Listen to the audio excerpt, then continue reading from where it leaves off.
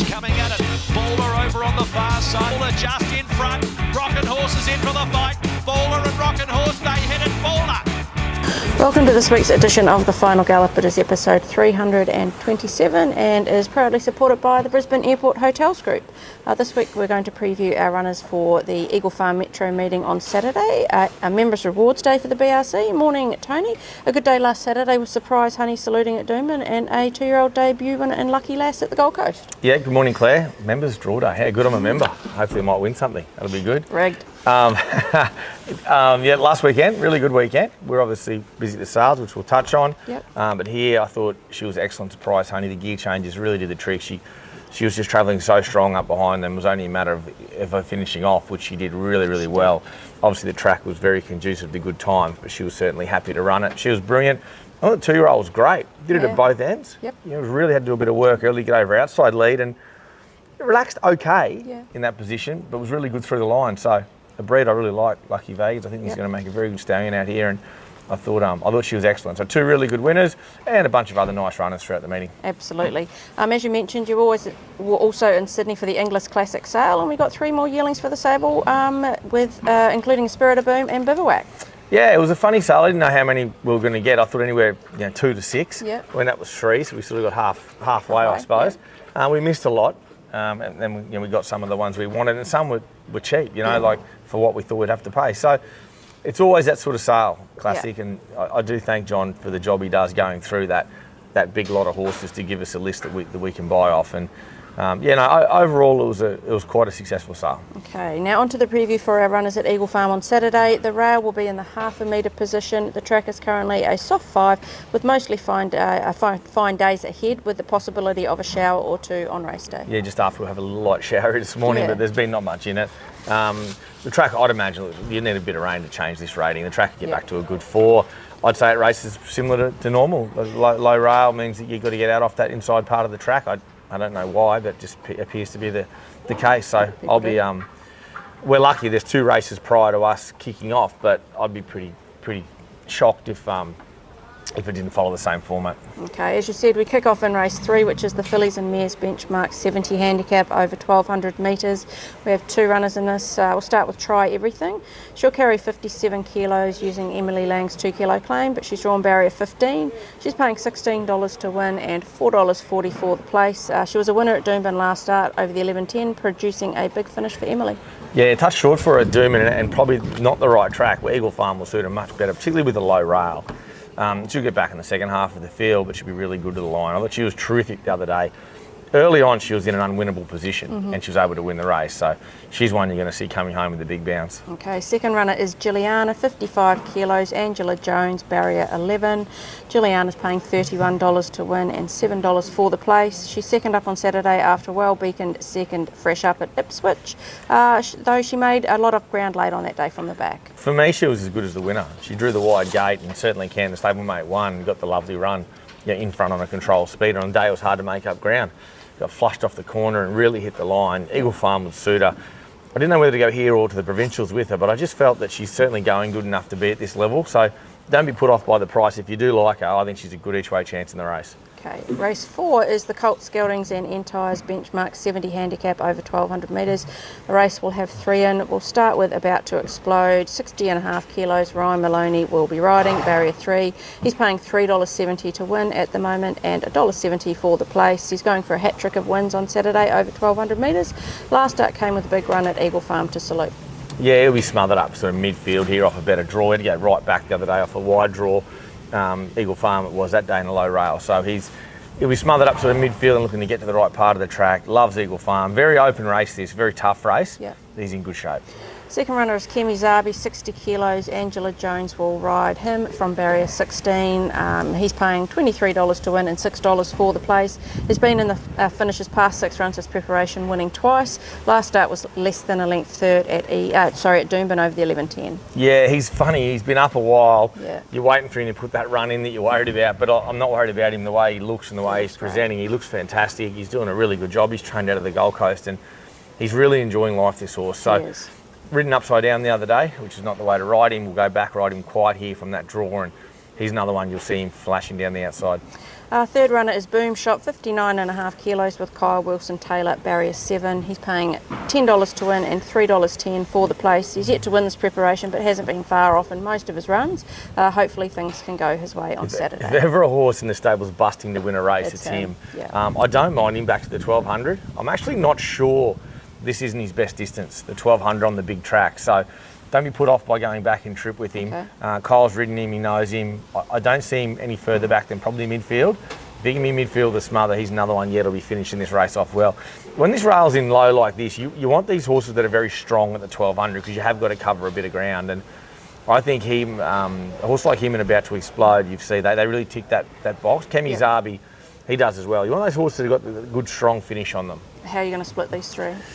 I don't know. It's hard to go away from About to Explode.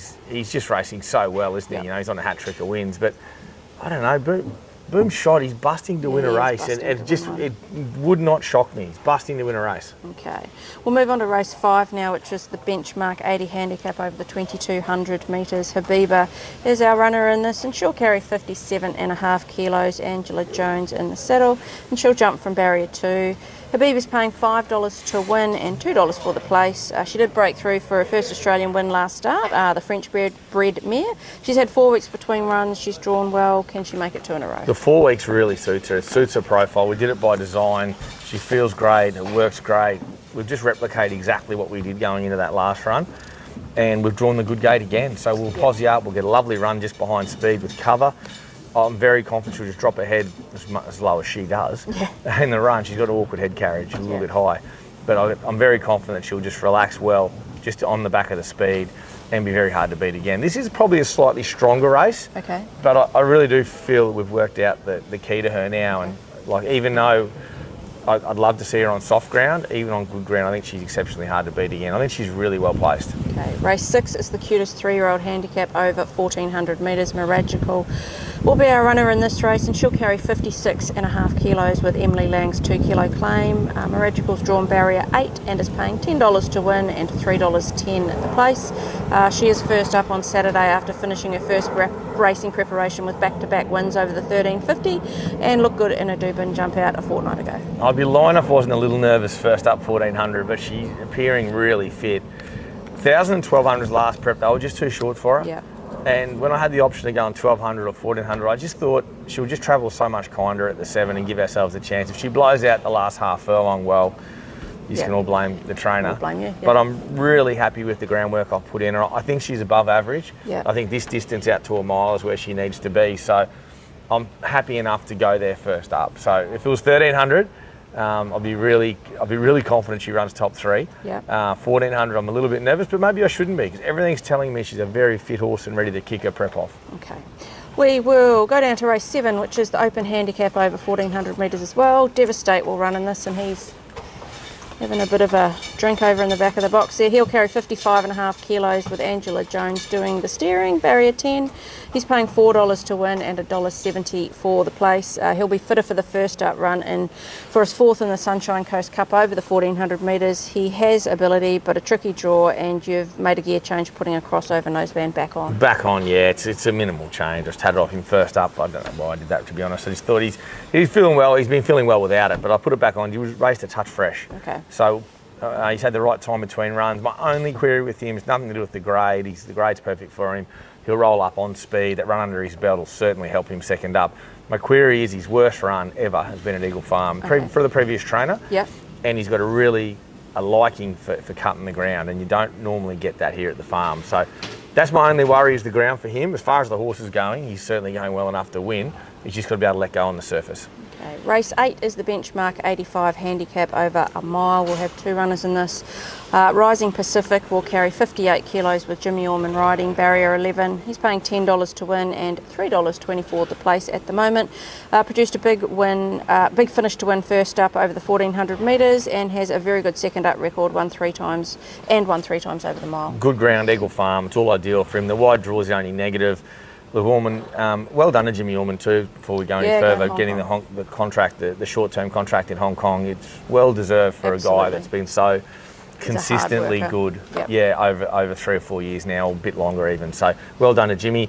He gave this horse an 11 out of 10 the other day. It was such a good ride, and I was just worried that the race was going to be a touch short for him. I thought, don't waste all your good rides when the distance isn't right. But he got the bob down late, which was good. He's probably going to need to do the same again here. Yeah. He's probably have to go back. I mean, it won't be as dramatic because you can cover a bit of ground when this rail's in as low as it is normally. We're back in the second half of the field somewhere, and you're going to be seeing him really finish off with the big bounds. I think this horse is in really good shape. I don't think I've ever seen him look as big and strong as what he looks at the moment. Yep. And that was evident by how well he ran the other day. So look, he's in great order, and he can overcome that barrier. Okay, the second runner is Tenzing. He'll carry 57.5 kilos. Ryan Maloney will ride. Barrier 7. He's paying $4.20 to win and $1.85 for the place. Was closing fast on the winner last start at Doomben, over the mile to just miss. His run just peaked at exposing him that touch early, and Ryan rode him that day, and he knows him well. He's drawn perfect for him. Yep. If he can begin well and just find that third pair and just camp up there and wait, he'll have that sharp turn of foot. It just depends how the race runs for a horse like him, but he nearly upset the apple cart beating Torabella at the short odds. So Yep. I think that Torabella form is very good form for a race like this. So he's a good chance in the race. Which one do I have on top? Yep.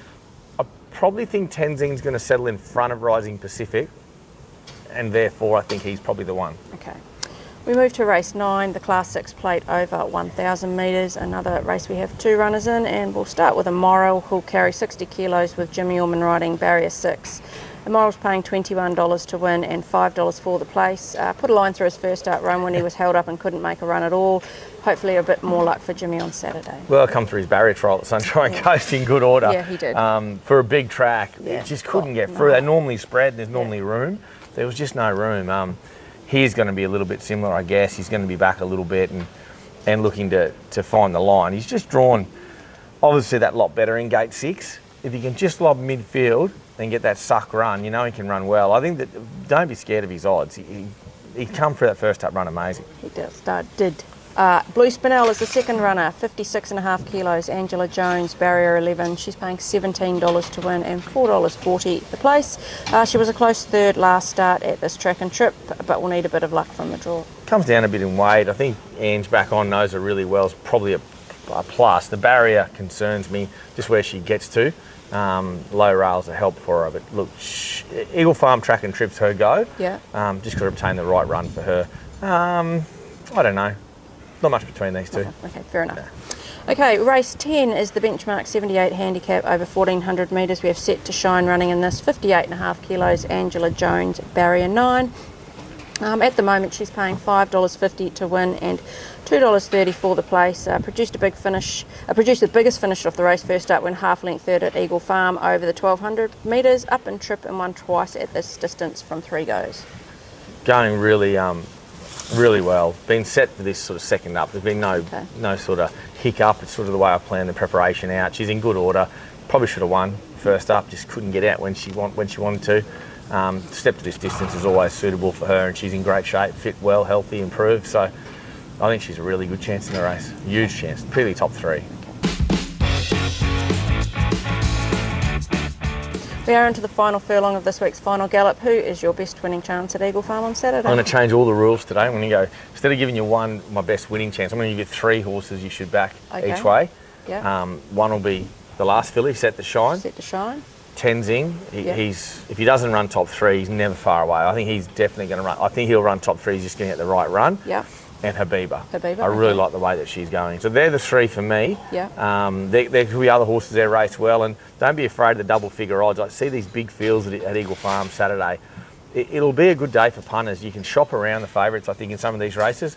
With 3 winners which yesterday all double figure, which is not normal for our yard. Unusual, yeah. So don't be afraid to back some of these horses at the bigger odds on Saturday, because there is some value amongst our runners. Okay, so now because you've broken the rules, we're going to go to our breast at the Provincials, the Sunny Coast on Friday, the Gold Coast on Saturday, and Toowoomba on Sunday. I'll give you 2 at the Provincials. Yep. And I'm going to go Friday and Sunday. Yep. I'm going to go Chillaxing. Chillaxing. As scared as I am, because he's got a few tricks, I'm going to go Chillaxing in the 9 furlong maiden Friday night.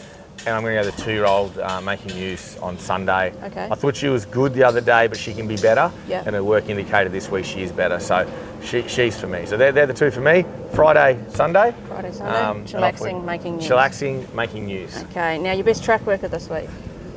The 2-year-olds were great. On Wednesday they work Making News and Boom Shanker. Boom Shanker. Come off that second. So they work well Wednesday morning. Tuesday, Boom Shot was brilliant. He worked really well. Bailey Native's arms are about a foot longer trying to hang on to him. He worked really, really well. Devastate was great. He doesn't need his limbs to be any longer. Just yeah, I know. He looked getting around, like dragging his knuckles on the ground like a gorilla at the moment. That's how much he pulled him out of his socket. And I thought the piece of work between Devastate and Rising Pacific was a really, really nice gallop for the weekend too. So there's been some nice workers during the week and got a good, fit, healthy team heading to the races on Saturday. Sounds good. Okay, now it is time for Cav's Corner, which is supported by the Brisbane Airport Hotels Group. He did land his first leg of his multi with Surprise Honey last week, but unfortunately missed with Cronenberg in his second leg. Just a little bit too much weight to carry. He would have ruined a lot of multis, Cronenberg Saturday, unfortunately. Ruined, and we'll blame Cav for that. But anyway, here's his multi this week. Welcome to Cav's Corner for this week. Last week just got the old one leg in again, bit of value there. This week we'll get a Travel Eagle Farm. We'll go Boom Shot a place into Blue Spinella place. That's about $10.80 for the $1 outlay. Good punting, guys. So he's gone Boom Shot a place into Blue Spinella place. Yeah, place. Not a bad Place. multi. I just hope Blue Spinella can obtain that right run. She got that short sprint, but she does get on very well with Ange. They're a really good horse jockey combination, and if you're a punter and you believe in that theory, which I think is a genuine belief, I think you can see her improve. So it's not the worst multi. I could have brought a different one. I probably would have went maybe Habeebah Set the Shine. Yeah. See how we go. But I mean that's his multi, and we'll see how it goes. Okay, poor little Blue Spinella's only tiny. It's a lot of weight to carry for her. Well, it is. Cav on her back, absolutely. Absolutely. Anyway, good luck on Saturday, Tony. Plenty of nice chances, both at Eagle Farm and the Gold Coast. Yep, good luck to everyone out there. Don't forget Valentine's Day. Day, tomorrow. So make sure you spoil all your Valentines out there. Absolutely. May the Cupid find you. Absolutely. Best of luck to everyone on the weekend.